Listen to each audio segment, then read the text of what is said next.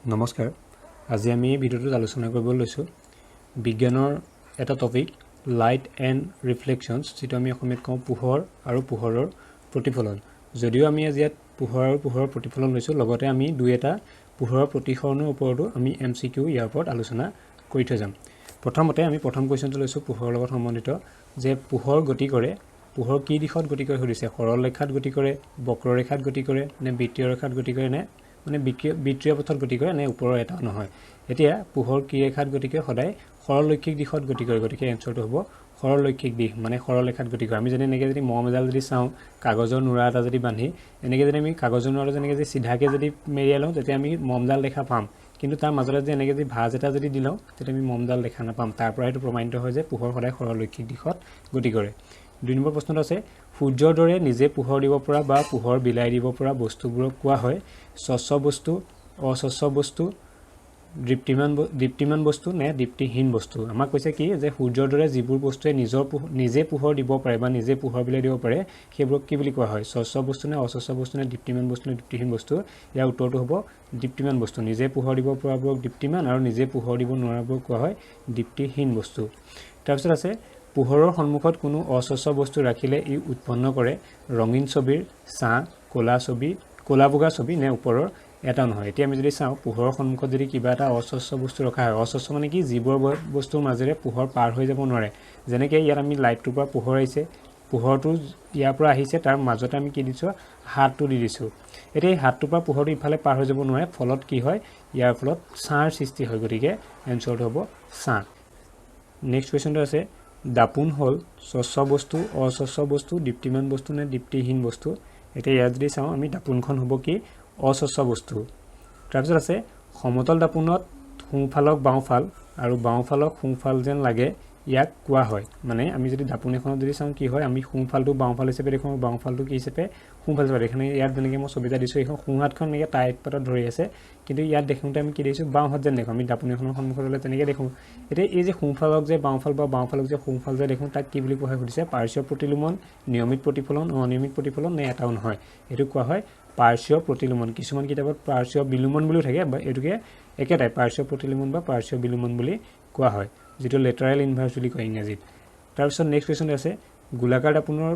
প্ৰতিফলক পৃষ্ঠ ভিতৰলৈ ঘূৰ খোৱা হ'লে তাক কয় উত্তল দাপোন অৱতল দাপোন সমতল দাপোন নে ওপৰৰ এটা নহয় আমি জানো যে গোলাকাৰ দাপোনৰ দুটা ভাগ থাকে এটা হৈছে উত্তল দাপোন আনটো হৈছে অৱতল দাপোন এটা মই সুধিছে যে ভিতৰলৈ যিটো প্ৰতিফলক পৃষ্ঠখন যদি ভিতৰলৈ ঘূৰ খোৱা হয় তেতিয়া তাক কি বুলি কোৱা হয় প্ৰতিফলক পৃষ্ঠ মানে কি যিফালে পোহৰ প্ৰতিফলিত হয় এতিয়া আমি দাপোন এখন যদি চাওঁ এটা চাইডে আমি মুখ চোৱা আইনাখন দেখোঁ কি এটা ৰঙৰ প্ৰলেপ দিয়া থাকে সেই প্ৰলেপটো যদি আমি এই চাইডটো হিচাপে যদি ধৰোঁ এইটো ৰঙৰ প্ৰলেপ দিয়া আছে বুলি ধৰোঁ আমি মুখখন চাব লাগিব এইফালৰ পৰা গতিকে ইয়াত যিটো দিছোঁ এইখন আমি প্ৰতিফলক পৃষ্ঠ এতিয়া এই প্ৰতিফলক পৃষ্ঠখন কি হয় ভিতৰলৈ এনেকৈ ঘূৰ খোৱা হৈছে এনেকুৱাবোৰক কোৱা হয় অৱতল দাপোন গতিকে ভিতৰলৈ ঘূৰ খোৱালে তাক ক'ম অৱতল দাপোন আৰু এনেকুৱাবোৰ যিখন প্ৰতিফলক পৃষ্ঠ ইয়াত প্ৰলেপ দিয়া কোনফালে আছে এইফালে প্ৰলেপ দিয়া আছে বুলি যদি ধৰোঁ আমি মুখখন চাব লাগিব দাপোনখনত এইফালৰ পৰা গতিকে প্ৰতিফলক পৃষ্ঠ কি হৈছে বাহিৰলৈ ওলোৱা গতিকে বাহিৰলৈ যেতিয়া ওলোৱা হয় সেইটো হ'ব উত্তল দাপোন গতিকে নেক্সট কুৱেশ্যনটোত কি লোৱা আছিলে যে গোলাকাৰ দাপোনৰ প্ৰতিফলক পৃষ্ঠ বাহিৰলৈ ওলোৱা হ'লে তাক কয়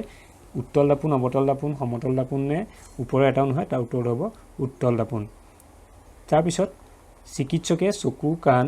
নাক দাঁত আদিৰ পৰিৱৰ্ধিত প্ৰতিবিম্ব চাবলৈ ব্যৱহাৰ কৰা দাপোনখন হ'ল উত্তল দাপোন অৱতল দাপোন সমতল দাপোন নে ওপৰৰ এটাও নহয় এতিয়া কি কৈছে যে ডাক্তৰসকলে আমাৰ বা চিকিৎসকসকলে যে চকু কাণ নাক আমি যেতিয়া চাবলৈ হয় দাঁতটোতো কি হয় বাহিৰ ফালৰ পৰা চাওঁতে ভালদৰে দেখা নাপায় গতিকে তাক আমাৰ যেনেকৈ আমি জুম কৰি চাব লাগিব তেনেকৈ আমি ডাঙৰ কৰি চাবলগীয়া হয় এই ডাঙৰ কৰি চাবৰ কাৰণে কি ব্যৱহাৰ কৰে সুধিছে উত্তল অৱতল নে সমতল দাপোন কোনখন এতিয়া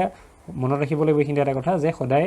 পৰিৱৰ্ধিত প্ৰতিবিম্ব পাবৰ কাৰণে সদায় কি অৱতল দাপোন ব্যৱহাৰ কৰে মানে অৱতল দাপোনে বস্তু এটা ডাঙৰকৈ দেখাত সহায় কৰে সেইকাৰণে ডাক্তৰসকলে ব্যৱহাৰ কৰা দাপোনখন হৈছে অৱতল দাপোন আৰু উত্তল দাপোনে বস্তু এটা ডাঙৰ এৰিয়া এটা সৰুকৈ দেখাত সহায় কৰে তাৰপিছত আছে দাপোনৰ দৰে মসৃণ পৃষ্ঠত হোৱা প্ৰতিফলনক কোৱা হয় এতিয়া কি কৈছে যে দাপোনৰ দৰে প্ৰতিফলন মানে কি যে পোহৰ এটা মাধ্যমৰ পৰা আহি দাপোনত খুন্দা খোৱাৰ পিছত পুনৰ সেই মাধ্যমটোলৈকে যেতিয়া উভতি যায় তাক আমি পোহৰৰ প্ৰতিফলন বুলি কওঁ এই প্ৰতিফলন কি কৈছে যদি দাপোনৰ দৰে মসৃণ পৃষ্ঠত হয় তেতিয়া তাক কি বুলি কয় পাৰ্শ্বীয় প্ৰতিলোমন নিয়মিত প্ৰতিফলন নে অনিয়মিত প্ৰতিফলন এইখন এতিয়া কি আছে মসৃণ আৰু আমি কাষতে আৰু এটা ছবি লৈছোঁ এইখন যদি চাওঁ এইখন কি আছে উখুৰা মুখৰা এইখন মসৃণ বুলি আমি ক'ব নোৱাৰোঁ এনেকুৱা মসৃণ পৃষ্ঠত যদি প্ৰতিফলন হয় তেতিয়া তাক কোৱা হয় নিয়মিত প্ৰতিফলন আৰু পিছৰটো দিছে যে কোনো পৃষ্ঠত সমান্তৰাল আপতিত ৰশ্মি অসমান্তৰালভাৱে প্ৰতিফলিত হ'লে তাক কোৱা হয় এখন কি আছে উখুৰা মুখুৰা এখন মসৃণ নহয় গতিকে এনেকুৱাবোৰ যেতিয়া প্ৰতিফলন ঘটে তেতিয়া কি হয় সেইবোৰ কোৱা হয় অনিয়মিত প্ৰতিফলন এতিয়া আমি যদি চাওঁ ইয়াত যেনেকৈ সমান্তৰালভাৱে আহিছিলে আকৌ কেনেকৈ সমান্তৰালভাৱে উভতি গৈছে কিন্তু ইয়াত সমান্তৰালভাৱে যদিও আহিছিলে উভতি যাওঁতে এইফালে এডাল এনেকৈ সমান্তৰালভাৱে নাযায় সেইকাৰণে তাক অনিয়মিত প্ৰতিফলন বুলি কোৱা হয় তাৰপিছত আছে গোলকীয় দাপোনৰ ক্ষেত্ৰত ফোকাছ দূৰত্ব ভাঁজ ব্যাসাৰ্ধৰ আধা দুগুণ সমান নে ওপৰৰ এটাও নহয় এতিয়া আমি যদি দাপোন এখন যদি চাওঁ এখন ইয়াত লোৱা হৈছে এখন কি অৱতল দাপোনখন এইফালৰ পৰা আমাৰ ইয়াত এনেকৈ যদি দাপোনখন যদি কল্পনা কৰোঁ তেতিয়া এইটো তাৰ কি হ'ব ভাঁজ কেন্দ্ৰ হয় আৰু এইটো হৈছে ফোকাছ এতিয়া আমাক সুধিছে যে ফোকাছটো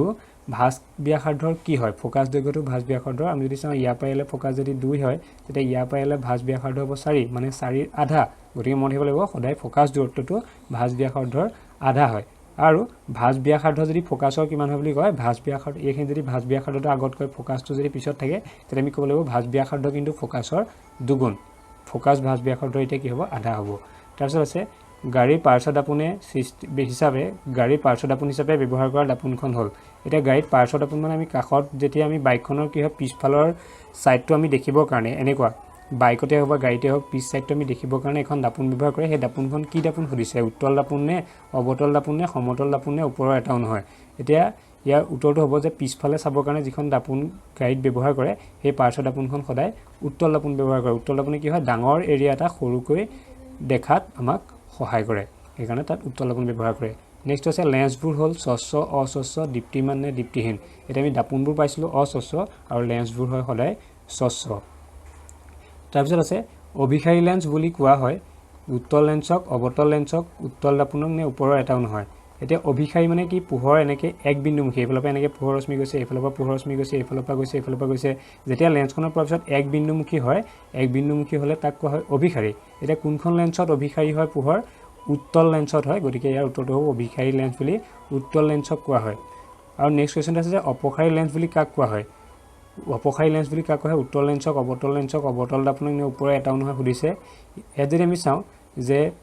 কোনো উৎসৰ পৰা যেতিয়া পোহৰৰ ৰশ্মি যায় কোনো উৎসৰ পৰা পোহৰৰ ৰশ্মি এনেকৈ যেতিয়া যায় যোৱাৰ পিছত যদি পোহৰৰ ৰশ্মিবোৰ এনেকৈ তাৰ পৰা কি হয় আঁতৰি যায় মানে এক বিন্দুমুখী নহয় বহু বিন্দুমুখী হয় তেতিয়া আমি তাক কি বুলি কওঁ অপসাৰী হয় বুলি কওঁ এতিয়া কোনখন লেন্সত অপসাৰী হয় আমি জানো যে পোহৰ অপসাৰী হয় সদায় অৱতল লেন্সত গতিকে সেইকাৰণে অৱতল লেন্সক কি বুলি কোৱা হয় অপসাৰী লেন্স বুলি কোৱা হয় নেক্সট কুৱেশ্যনটো আছে তলৰ কোনটো জ্যোতিৰ্ময় বস্তু নহয় বুলি সুধিছে জ্যোতিৰ্ময় বস্তু মানে কি যিবোৰে নিজে পোহৰ দিব পাৰে নিজে পোহৰ দিব পৰাবোৰক জ্যোতিৰ্ময় বুলি কয় এতিয়া আমাক ইয়াত নিজে পোহৰ দিব নোৱাৰা বস্তুটো সুধিছে কাৰণ জ্যোতিৰ্ময় বস্তু নহয় বুলি কৈছে এতিয়া যদি চাওঁ সূৰ্য মমৰ শিখা চন্দ্ৰ আৰু বৈদ্যুতিক বাল্ব ইয়াৰ ভিতৰত কোনটোৱে নিজৰ পোহৰ দিব নোৱাৰে আমি জানো সূৰ্যই নিজে পোহৰ দিব পাৰে মমৰ শিখা জ্বলেও নিজে পোহৰ বিলাব পাৰে বৈদ্যুতিক বাল্বেও নিজে পোহৰ বিলাব পাৰে কিন্তু চন্দ্ৰটোৱে নিজে পোহৰ বিলাব নোৱাৰে ইয়াত কি হয় সূৰ্যৰ পোহৰ পৰাৰ পিছতহে ই দৃশ্যমান হয় তাৰপিছত আছে সমতল দাপোনত গঠিত প্ৰতিবিম্ব অসৎ আৰু থিয় সৎ আৰু ওলোটা সৎ আৰু থিয় ওপৰৰ এটাও নহয় এতিয়া এইখিনিতে এটা কথা জানি যাওঁ যে সমতল দাপোনত গঠিত প্ৰতিবিম্ব অসৎ থিয় আৰু লক্ষ্যবস্তু আকাৰৰ সমান হয় আৰু লক্ষ্যবস্তুৰ দূৰত্ব আৰু প্ৰতিবিম্বৰ দূৰত্ব সদায় সমান হয় গতিকে সমতল দাপোনত গঠিত প্ৰতিবিম্ব সদায় অসৎ আৰু থিয় গতিকে ইয়াৰ এনচাৰটো হ'ব অসৎ আৰু থিয় তাৰপিছত আছে অসৎ থিয় আৰু আকাৰত লক্ষ্যবস্তুতকৈ সৰু প্ৰতিবিম্ব গঠন কৰা দাপোনখন হ'ল উত্তল দাপোন অৱতল দাপোন উত্তল আৰু অৱতল দাপোন দুয়োখন নে ওপৰৰ এটাও নহয় কি কৈছে যে অসৎ থিয় আৰু আকাৰত লক্ষ্যবস্তুতকৈ সৰু কোনখন দাপোনে প্ৰতিবিম্ব গঠন কৰে তেনেকুৱা প্ৰতিবিম্ব কোনখন দাপোনে গঠন কৰে ইয়াৰ উত্তৰটো হ'ব উত্তল দাপোনে সদায় অসৎ থিয় আৰু লক্ষ্যবস্তুতকৈ সৰু প্ৰতিবিম্ব গঠন কৰে আৰু নেক্সট কুৱেশ্যনটো আছে অসৎ থিয় আৰু আকাৰত লক্ষ্যবস্তুতকৈ সৰু প্ৰতিবিম্ব গঠন কৰা লেন্সখন কি ইয়াতো অসৎ থিয় আৰু লক্ষ্যবস্তুতকৈ আকাৰত সৰু ইয়াতো অসৎ থিয় আৰু আকাৰত লক্ষ্যবস্তুতকৈ সৰু কিন্তু ইয়াত সুধিছিলে দাপোনখন কি ইয়াত সুধিছে লেন্সখন কি দাপোনখনৰ ক্ষেত্ৰত হ'লে আমি ক'ম উত্তল দাপোন আৰু অসৎ থিয় আৰু আকাৰতকৈ লক্ষ্যবস্তুত সৰু প্ৰতিবিম্ব গঠন কৰাখন হৈছে লেন্সখন হ'লে হ'ব অৱতল লেন্স মানে অৱতল লেন্সে আৰু উত্তল দাপোনে একেধৰণৰ প্ৰতিবিম্ব গঠন কৰে আৰু অৱতল দাপোন আৰু উত্তল লেন্সে একেধৰণৰ প্ৰতিবিম্ব গঠন কৰে আমি সেইটো মনত ৰাখিলে হ'ব তাৰপৰা নেক্সট কুৱেশ্যনটো আছে অৱতল দাপোনৰ ক্ষেত্ৰত অসৎ আৰু থিয় প্ৰতিবিম্ব পোৱা যায় কি কৈছে অৱতল দাপোনৰ ক্ষেত্ৰত অসৎ আৰু থিয় প্ৰতিবিম্ব পোৱা যায় লক্ষ্যবস্তু ক'ত থাকিলে অসীমত থাকিলে লক্ষ্যবস্তু ভাঁজ কেন্দ্ৰত থাকিলে লক্ষ্যবস্তু ফোকাছত থাকিলে নে লক্ষ্যবস্তু দাপোনৰ মেৰু আৰু ফোকাছৰ মাজত থাকিলে আমাক সুধিছে এতিয়া অৱতল দাপোনে সাধাৰণতে সৎ আৰু ওলোটা প্ৰতিবিম্ব গঠন কৰে কিন্তু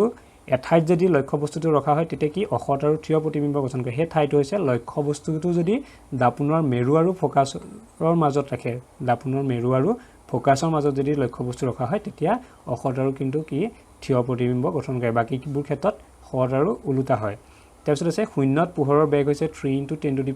মিটাৰ/ছেকেণ্ড 3 × 10⁻⁸ মিটাৰ/ছেকেণ্ড 2 × 10⁸ মিটাৰ/ছেকেণ্ড 3 × 10⁸ মিটাৰ/ছেকেণ্ড এতিয়া শূন্যত পোহৰৰ বেগ হৈছে 3 × 10⁸ মিটাৰ/ছেকেণ্ড তাৰপিছত আছে লেন্সৰ ক্ষমতাৰ একক হ'ল পাস্কেল এম্পিয়াৰ ডায়োপ্টাৰ কেলভিন এতিয়া লেন্সৰ এককৰ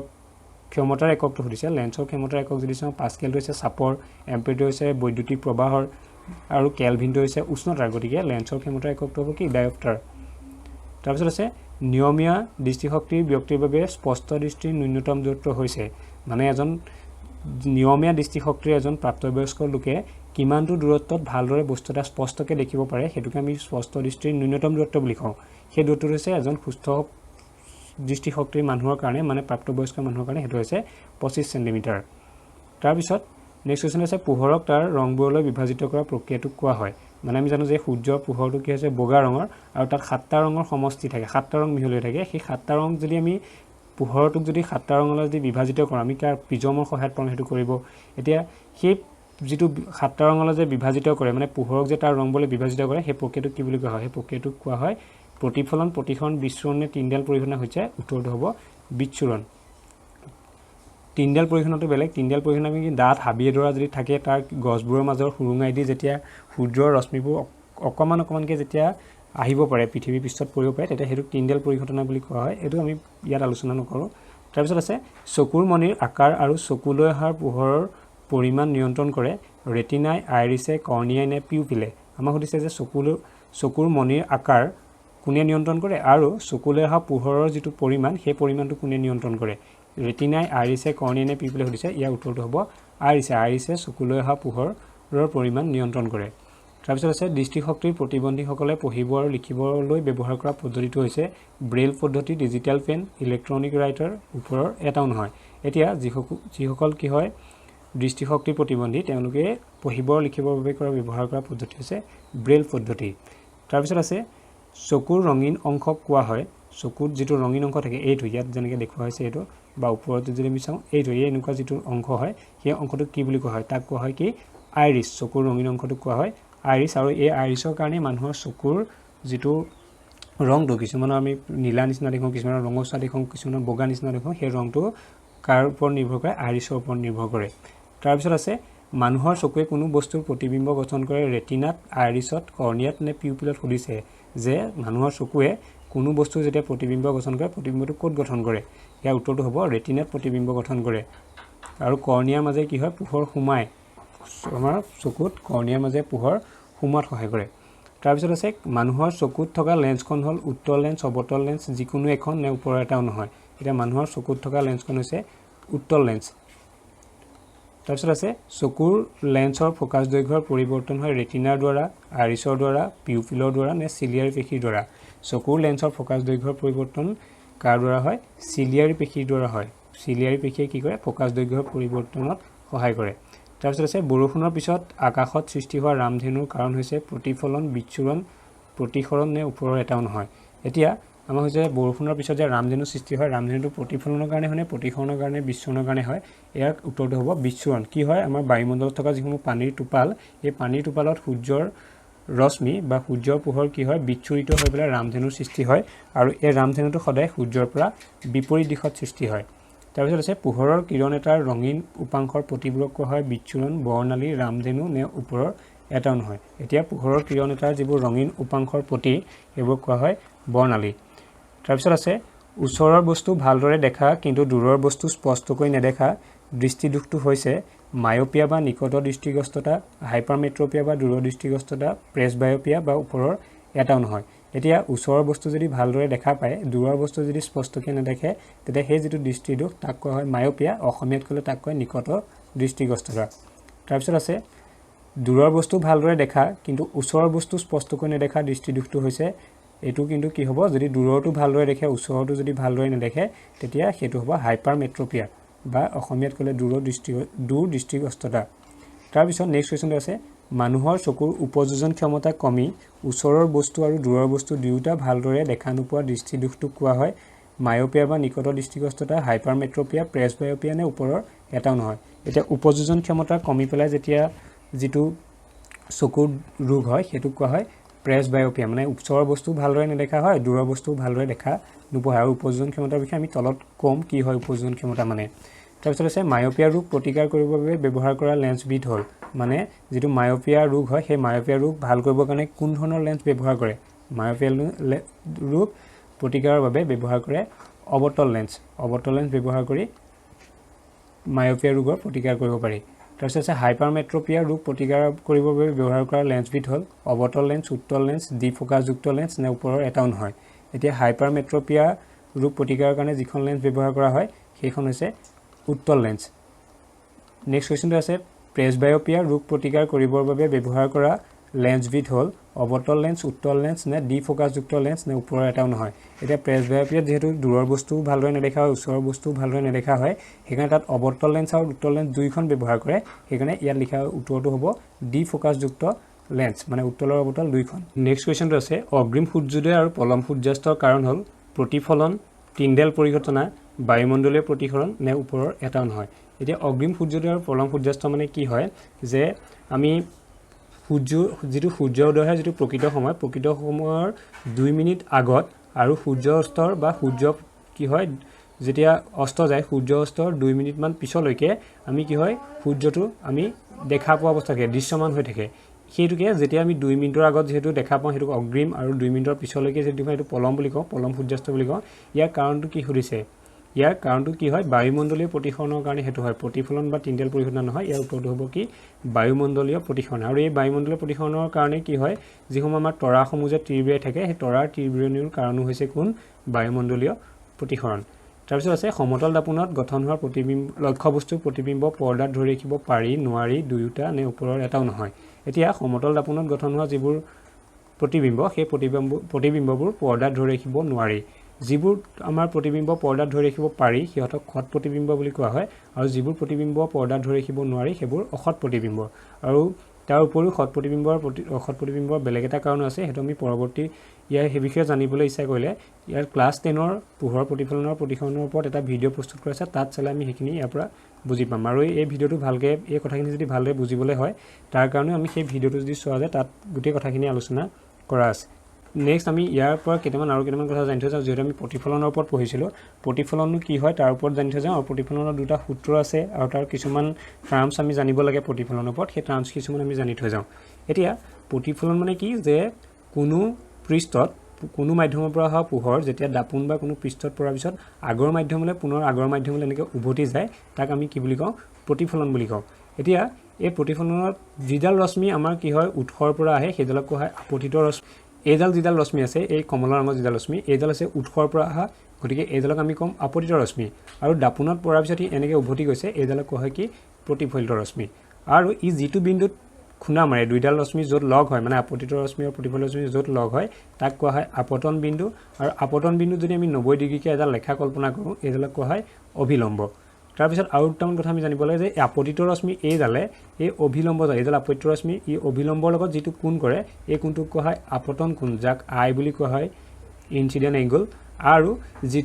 যিডাল প্ৰতিফলিত ৰশ্মি আছে এই প্ৰতিফলিত ৰশ্মিডালে অভিলম্বৰ লগত যিটো কোণ কৰে তাক কোৱা হয় প্ৰতিফলন কোণ, তাক কিহেৰে বুজোৱা হয় আৰে বুজোৱা হয়। আৰু ইয়াৰ এই প্ৰতিফলনৰ দুটা সূত্ৰ আছে, আমি সূত্ৰটো জানি থৈ যাওঁ যে এই যিডাল আপতিত ৰশ্মি, প্ৰতিফলিত ৰশ্মি আৰু আপতন বিন্দুত টনা অভিলম্ব সদায় একে সমতলত থাকে। কি কৈছে এই আপতিত ৰশ্মি, প্ৰতিফলিত ৰশ্মি আৰু এই আপতন বিন্দুত টনা অভিলম্বডাল সদায় একেখন সমতলত থাকে। আৰু 2 নম্বৰটো হৈছে যে এই আপতন কোণৰ মান আৰু প্ৰতিফলন কোণৰ মানটো সদায় সমান হয়। এটা হৈছে পোহৰৰ প্ৰতিফলনৰ সূত্ৰ। ইয়াৰ পৰা আমি অৱতল দাপোনৰ উত্তল দাপোনৰ এইকেইটা আমি আগতে পঢ়ি থৈ আহিছোঁ যে প্ৰতিফলক পৃষ্ঠখন এনেকৈ যদি ভিতৰলৈ ঘূৰ খোৱা হয় তেতিয়া তাক কোৱা হয় অৱতল দাপোন। এইখন প্ৰতিফলক পৃষ্ঠ যদি বাহিৰলৈ ওলোৱা হয় তেতিয়া তাক ক'ম উত্তল দাপোন। সি কেনেকৈ আমি গম পাম, এই এনেকৈ যে আঁচবোৰ যে দিয়া আছে এইটো আমি প্ৰলেপ এটা বুলি যদি ধৰি লওঁ তেতিয়া আমি এইফালৰ পৰা এখন প্ৰতিফলক পৃষ্ঠ হিচাপে কাম কৰিব, গতিকে এখন বাহিৰলৈ ওলোৱা হ'লে তাক উত্তল তেনেকৈ আমি চাব পাৰিম। আৰু উত্তল লেন্সখন আমি এনেকৈ যেতিয়া বাহিৰলৈ যিবোৰ লেন্সৰ মাজভাগ কি হয় দাঁতিৰ তুলনাত শকত হয় বা ডাঙৰ হয় বা ডাঠ হয় সেইবোৰক আমি উত্তল লেন্স। এই মাজভাগ কি হৈছে এই দাঁতিৰ তুলনাত ডাঙৰ হয়। আৰু অৱতল লেন্সৰ ক্ষেত্ৰত মাজভাগ এই দাঁতিৰ অংশতকৈ কি হয় সৰু হয় বা ঠেক হয়, আমি সেইটো চাই পেলাই আমি তাৰ পৰা এনেকৈ গম পাম আৰু অথনি কৈ থৈ গৈছিলোঁ অলপ আগতে যে উপযোজন ক্ষমতা পঢ়োঁতে যে উপযোজন ক্ষমতা মানে কি হয় উপযোজন ক্ষমতা হৈছে যে চকুৰ লেন্সৰ ফ'কাছ দৈৰ্ঘ্য পৰিৱৰ্তন কৰিব পৰা যিটো সামৰ্থ্যতা তাকে উপযোজন ক্ষমতা বুলি কোৱা হয় চকুৰ লেন্সৰ যিটো ফ'কাছ দৈৰ্ঘ্য পৰিৱৰ্তন কৰি পেলাই আমি কিবা বস্তু এটা আঁতৰলৈ বোলে চাব লগা হ'ল ওচৰলৈ বস্তু এটা চাব লগা হ'ল তাত আমাৰ কি হয় ফ'কাছ দৈৰ্ঘ্যৰ পৰিৱৰ্তন হয় এই ফ'কাছ দৈৰ্ঘ্যৰ পৰিৱৰ্তন কৰিব পৰা যিটো সামৰ্থ্য তাকে উপযোজন ক্ষমতা বুলি কয় আৰু এই উপযোজন ক্ষমতাত সহায় কৰে চিলিয়াৰী পেশীয়ে তাৰপিছত আৰু এটা কথা জানি থৈ যাওঁ অৱতল দাপনৰ উত্তল দাপনৰ ক্ষেত্ৰত যিবোৰ প্ৰতিবিম্ব গঠন হয় তাৰ কেইটামান কথা যে অৱতল দাপনৰ ক্ষেত্ৰত লক্ষ্যবস্তু ফ'কাছ আৰু মেৰুৰ মাজত থাকিলেহে প্ৰতিবিম্ব অসৎ আৰু থিয় হয় ক'ত ফ'কাছ আৰু মেৰুৰ মাজত থাকিলে তাৰ বাদ দি বাকী সকলো স্থানতে প্ৰতিবিম্ব সৎ আৰু ওলোটা হয় আৰু লক্ষ্যবস্তুৰ সমান আৰু তাতকৈ সৰু বা ডাঙৰ হ'ব পাৰে কিন্তু যেতিয়া ফ'কাছ আৰু মেৰুৰ মাজত থাকে তেতিয়া অসৎ আৰু থিয় হয় আৰু লগতে লক্ষ্যবস্তুতকৈ ডাঙৰ হয় নেক্সটটো আছে